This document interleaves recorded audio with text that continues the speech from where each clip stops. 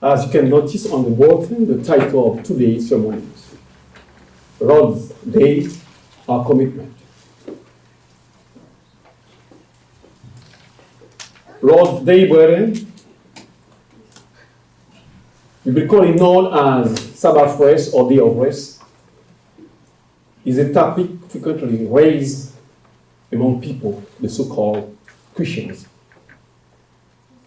Some view this day, the Lord's Day, as any self-chosen day of the week, and others consider it as Sunday, the day of sun. On that account, a large number of interpretations, various interpretations, have been made or are still made by so many people concerning this day. But our everlasting God, the creator of heavens and earth, indeed gives us a tool, which is the Bible, to delve in it in order to view this day, thus to better understand the meaning of it throughout our lives. Let's go to Exodus 20, verse 8 to 11 to shed the light upon this day. Exodus 20, verse 8 to 11 to shed the light upon this day. Remember the Sabbath day to keep it holy. 6 days shall labor and do all your work. But the seventh day is the Sabbath to the Lord. Only you shall not do any work, neither you nor your son or daughter, nor your manservant or maidservant, nor your animals, nor the alien within your gates. For in 6 days the Lord made the heavens and the earth, the sea, and all that is in them, and rest the seventh day, brethren. God has chosen this day. He sets this day apart for us to come before Him. The 24 hours period of time, we have to dedicate this time for the Lord, for Him. As a holy day, brethren, God constantly reminds us and continues to always to remind us of this holy day. That meaning of this day as Christians throughout our lives. It's our allegiance, brethren, to make this day. We set apart for us as His offspring, His children, as a day of rest, a day of obedience, a day of devotion, or a day of loyalty, brethren. The Lord's Day, the Sabbath day today. Let's go to Isaiah 56, brethren, verses 4 and 5. Isaiah 56, verses 4 and 5. Let's see what God says about this day. He always reminds us to keep this day holy as a day of rest. Isaiah 56, verses 4 and 5. It goes as follows. For this is what the Lord says to the eunuchs who keep my Sabbaths, who choose what pleases me, the Lord speaking, and hold fast to my covenant. To them I will give within my temple and its wall a memorial and a name better than sons and daughters. I will give them an everlasting name that will not be cut off. You are a chosen people, God, brethren. In God's eyes, you are precious. Also, let's go to Isaiah 58, verses 13 and 14. Isaiah 58, verses 13 and 14, to see what the Bible says about this day. Isaiah 58, verses 13 and 14, God is speaking to you. If you keep your feet from breaking the Sabbath, and from doing as you please on my holy day, if you call the Sabbath a delight, and the Lord's holy day honorable, and if you honor it by not going your own way, and not doing as you please, or speaking idle words, then you will find your joy in the Lord, and I will cause you to ride on the heights of the land, and to feast of the inheritance of your father Jacob. The mouth of the Lord has spoken. But this day, it must be a day of reverence for us, brethren. A day of devotion, a day of loyalty to God. Let's take a look back, brethren, to Leviticus 23, verse 3, to see what Leviticus 23 says about this day, the Lord's day. You continue to repeat what God said in Exodus 20, verse 8. Leviticus 23, verse 3 says, there are 6 days when you may work, but the 7th day is a Sabbath of rest, a day of secret assembly.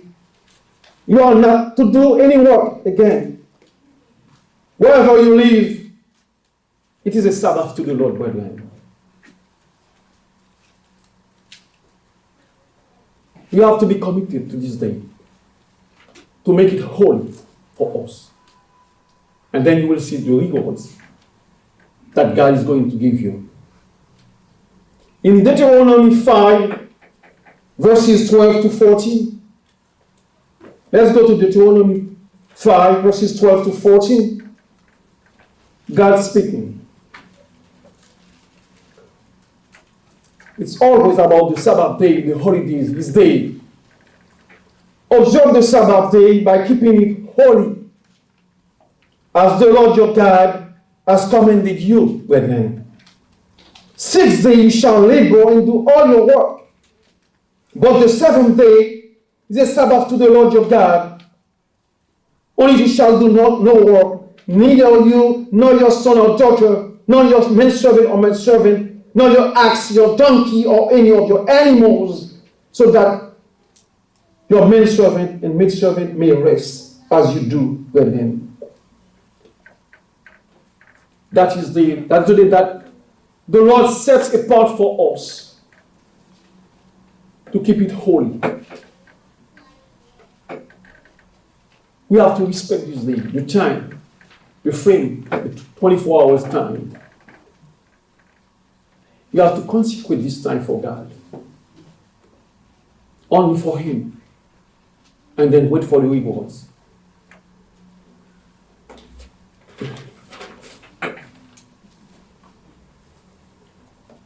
Referring us, brethren, to Leviticus 26, verse 2 and 3. Let's read Leviticus 26. Let's go to Leviticus 26, verses 2 and 3. We'll see something else.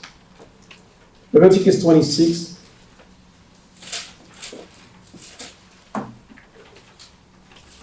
verses 2 and 3. Observe my Sabbaths and have reverence for my sanctuary. I am the Lord. If you follow my decrees and are careful to obey my commands, I will send you rain in its season, and the ground will yield its crops, and the trees of the field the fruit. But then, that the reward for obedience that God is going to give you for obeying his laws and observing his Sabbaths. Here, but then the word Sabbath is in plural. Let's go to Leviticus 23, beginning in verse 1. In verse 1, the Lord said to Moses, "Speak to the children of Israel concerning my appointed feasts, my Sabbath, plural, the annual Sabbaths, which they have to proclaim every year as sacred assemblies. But in these annual Sabbath feasts, we all know them.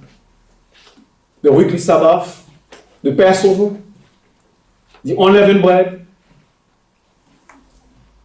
the Pentecost, the trumpets, the Day of Atonement, the Feast of Tabernacles, and the eighth great day. We have to proclaim them every year, those feasts, brethren. And wait for the rewards from the eternal God. Keep my Sabbaths, said the Lord. Remember when Paul and Barnabas were in the synagogue preaching the word, the gospel? They urged all the Jews and all devout converts to Judaism to follow them and to continue in the grace of God. The eternal God has commanded us, and I quote, God said, "I have made you a light for the Gentiles, that you may bring salvation to the ends of the earth." In like manner, brethren, God has chosen you to be a light for the world by keeping your feet from breaking his Sabbaths, by honoring it, by not going our own way, and we will be blessed. To my understanding, brethren, all the blessings listed by Jesus in the Sermon on the Mount in Matthew 5, verses 5 to 11, will be upon us by doing and submitting us sincerely to the rules of God. Brethren, our adherence, our loyalty, and our commitment to Lord's Day is to uphold to his laws. Do not desecrate God's Sabbath, as the people of Israel rebelled against God when they were in the wilderness, when they were in the desert. I am the Lord that sanctifies you. My laws and my Sabbaths. This is a sign between you and me. But then the sign between us and the world, is the true observance of God's laws and Sabbaths. We have to be submissive to his laws. It's our responsibility, our duty to uphold the Sabbath of the Lord. As Christians, we have to preserve and ratify the laws, uphold the tradition of the Lord. We have to follow the footsteps of Jesus Christ. If we are the true followers of Jesus Christ, we have to obey and exactly what he was doing and do exactly what he was doing when he was on earth.